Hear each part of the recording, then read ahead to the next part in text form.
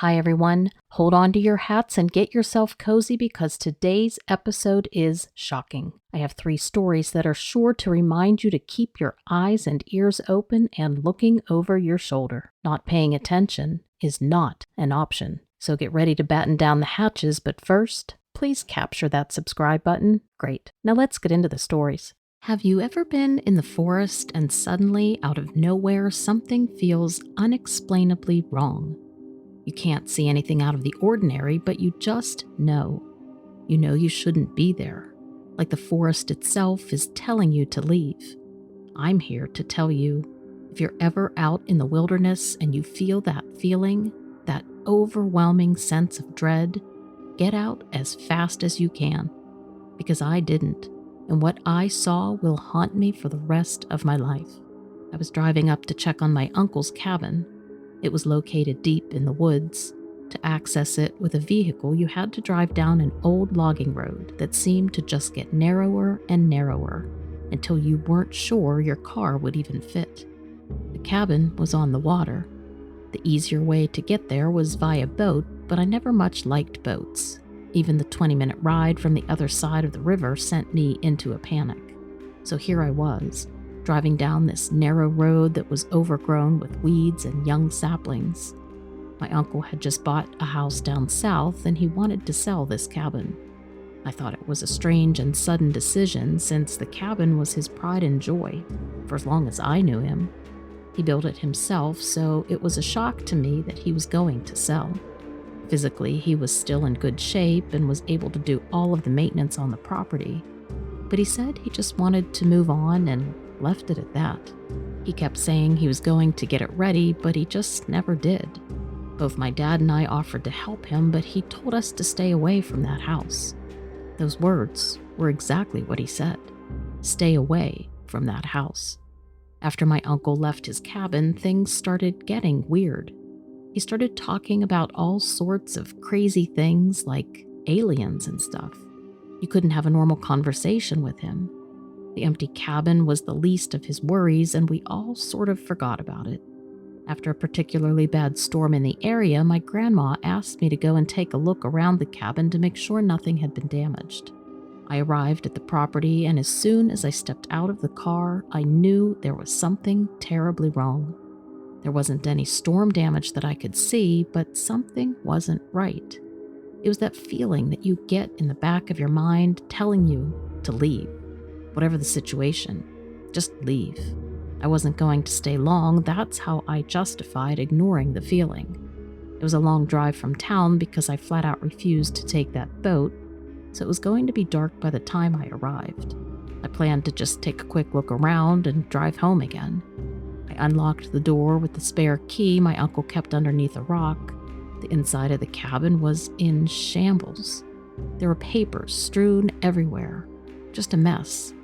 I had never known him to keep his home like this, but then again, he seemed to develop some sort of strange dementia in the last 2 months, so I didn't quite know what to think. I got caught up reading some of the papers that were lying on the kitchen counter. They talked about monsters that lived in the woods and ways to kill them. It was a bit insane. Suddenly, I heard a tap on the window glass. I jumped and looked outside. I guess the scary stories were getting to me. I couldn't see anything out of the ordinary out there, so I figured it must have been maybe a bird or bug flying into the glass. But as soon as I sat back down, I heard it again. I got up again, and that time, it was dark out.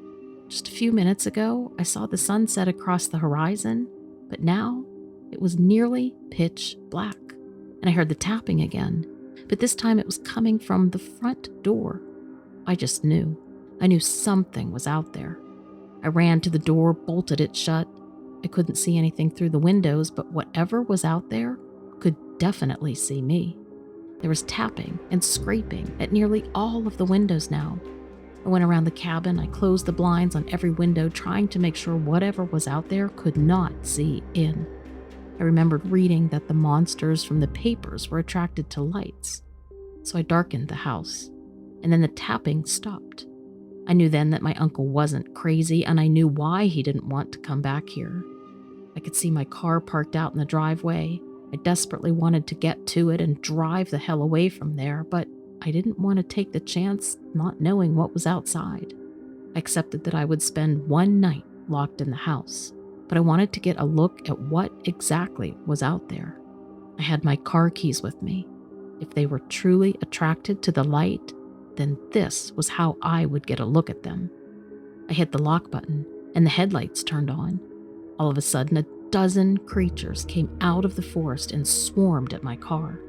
They looked sort of human, but just sort of. They were pale and bald with large eyes. They looked like they had the ability to walk upright if they wanted to, but all of the ones that I saw crawled along the ground. They were fascinated by the car. I hit the horn button and it chased them, caused them to scatter, but only for a moment. As soon as it was quiet, they moved back in until the headlights shut off. They stayed away from the house as long as I kept the blinds closed and the lights out. I didn't sleep at all that night. I stayed up reading the information that my uncle had found about these creatures. I had to read under a blanket to avoid drawing them in. I couldn't find out how to get rid of them, and obviously my uncle couldn't either. They were gone by daybreak. So was I. The cabin still sits alone in that forest. My uncle still owns it, and he has no intention doing anything with it. He said, "Let the forest have it." And after what I saw out there, I agree with him. Being that I lived in the city, I never really got to experience nature much. Taking walks with friends through the various parks of Brooklyn was as close as I really got. Sometimes Prospect Park, sometimes Sunset Park, sometimes Highland Park. We mixed it up to keep things interesting and also based on what time we got done with work. Even so, during the day, the parks were always packed with tons of people and not very relaxing. I preferred to take strolls through the parks at night. No matter how dangerous everybody thought it was, normally I was with somebody and I didn't go alone. At night, we were either coming home from somewhere or just out getting some night air. This particular night, I was home alone. I didn't have any plans, but I was itching to get outside. The weather was cold and I knew the park would be calm and still. I decided I was going to take an evening stroll through part of Highland Park, which was close to my apartment. I was just going to walk from one exit to the other. The police were always watching the park for dangerous people, but also, I didn't want to chance it alone for too long. I bundled up and I headed out. I was in easy walking distance to the southwest entrance to the park, so I picked one and I headed towards it. It was a quiet area away from big roads and avenues. There was even a small cemetery that was closed down at this end of the park. Lots of history, lots of quiet. I headed past the cemetery and I decided to take the horse path for a minute. It was shielded from the road by trees and brush. The trees also created a canopy over the path and the woods were on the other side. Although I was a little nervous, I just wanted to be as far away from the city as I could. Just these 20 yards between me and the road would be a nice buffer. Soon the path would open back up into the baseball field, and then I could return to the road and head to the next exit. Entering the horse path was a lot darker than I had expected. It was about 11 o'clock at night and there were no cars or people anywhere in the park. Usually you would even have teenagers roaming around here at night, but I assumed that everybody wanted to stay warm on this cold night, and so they sat this one out. In the distance, I could see the field and all the lamplights, but it felt like I was looking at a whole different world compared to the solitude of where I was. I stopped for a moment to breathe it all in. I was in my own little nature bubble, and suddenly there was movement in the trees and the hills ahead of me. The gates that enclosed the cemetery began to shake. I didn't feel any wind, so I didn't understand what could be shaking the old wrought iron fence. Not to mention, wind wouldn't be strong enough anyway. I had about 10 more yards to go, so I figured I should just walk faster and get out to where I could be seen. In the distance, I noticed a couple walking through the field. That made me feel better that somebody could hear or see me if something went wrong. I took a few steps, trying to ignore whatever was making the fence shake, when suddenly the shaking stopped. So I stopped too.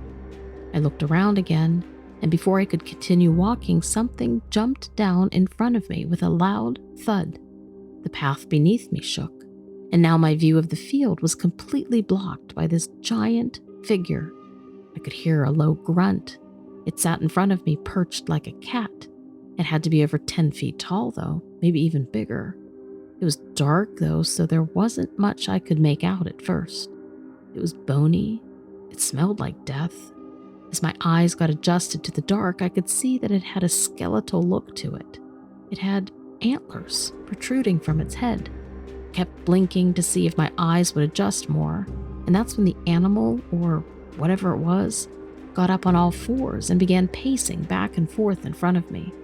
The body was so long, I could tell that the parts of it that were fleshy were hanging off of it, and the smell was rancid.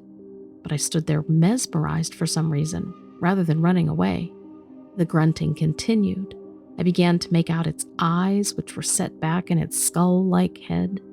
Its jaw was like a human jaw, but the jagged fangs sticking out were horrifying. The creature had remnants of a snout, like it was a dog that had had its face ripped apart. I could see a hole in the skull where the nose should have been.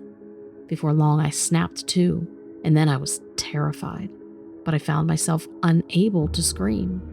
This was a giant human, but also a giant beast, and it looked like it was in some sort of horrible pain. It stopped pacing and got on its hind legs again, as if it was showing itself to me. I noticed its rib cage was exposed, and it was so large that I felt like if the lighting were right, I would even be able to see the creature's heart inside. And then suddenly, as fast as it appeared, it jumped off through the trees and towards the road, wailing and grunting as it went. If there was anyone on the road, they would certainly remember this for the rest of their lives. I caught my breath and I ran to the open field to look for it, to see where it went.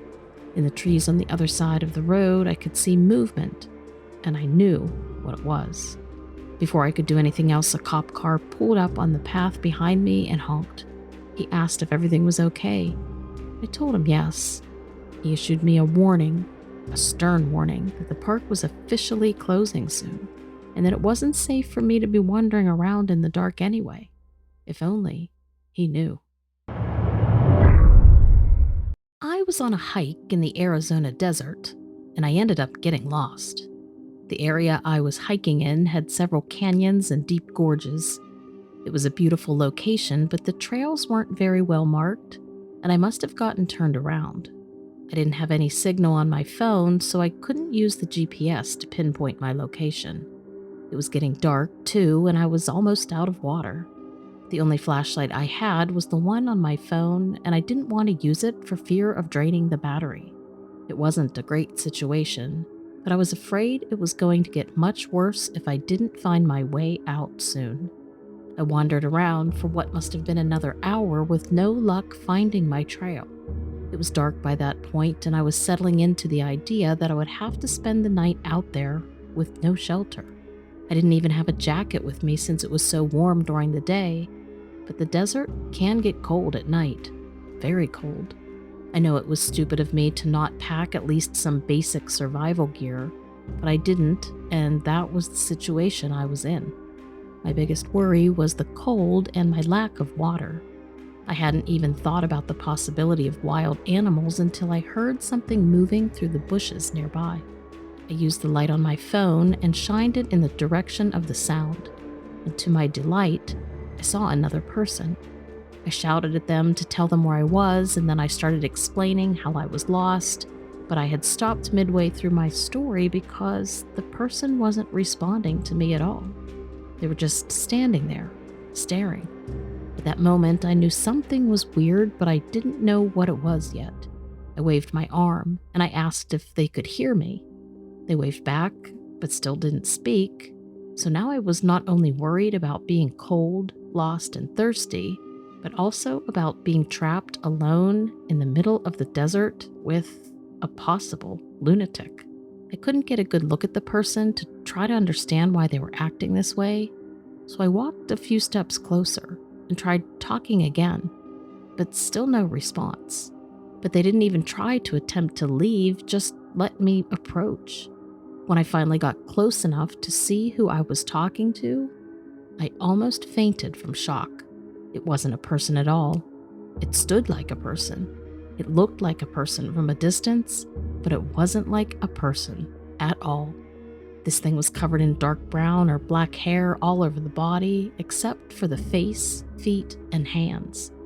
Those were brown or tan colored, and the skin was thick and leathery. Its face looked more like an ape than a person's, but its eyes looked human. I screamed when I realized what it was, and then I ran. I didn't know where I was running to, I just wanted to get away from that creature. I was already lost, but I didn't want to get attacked by a monster. I didn't imagine my body would ever be found if something like that happened. To say I was terrified was an understatement. I ran maybe half a mile into the night and I thought maybe I was safe. I rested there for a moment. The sky was so clear, and I tried to memorize the location of the stars. Maybe I could use them to navigate my way out of there. I then drank my last bit of water and I tried to breathe for a minute, but my moment of calm did not last. Out of the corner of my eye, I saw a shape moving towards me. I tried to evade it, but I couldn't. I set out running again, but every time I stopped to catch my breath, it was there. I didn't know what it wanted, but I knew it couldn't be good. I was nearly exhausted, but it was either run or end up caught by this thing. And so I ran again. I don't quite remember what happened after that. I'm pretty sure I collapsed from exhaustion, coupled with the lack of food and water. The next thing I remember was waking up on the ground near the trailhead. It was still dark, but I could see the morning sun starting to peek over the horizon. I was freezing cold, but some weeds and shrubbery had been laid over me. I didn't know what to think. Actually, I was afraid to think. I could see my car in the parking lot. It was the only one there. I hurried to get up and get to the car so that I could turn on the heat, but as I moved the plants off of me and dusted off my clothes, I noticed footprints in the dirt near where I had been sleeping. The footprints were massive. They looked like those of a bare human foot. I knew it was the creature. It must have carried me there, put those weeds over top of me so I wouldn't freeze. I was so afraid of that thing when I first saw it, and here, it had tried to help me. I don't know how I would react if I ever saw another one, but I know that the one I did encounter wasn't a monster. And to be honest, I'm thankful it found me out there.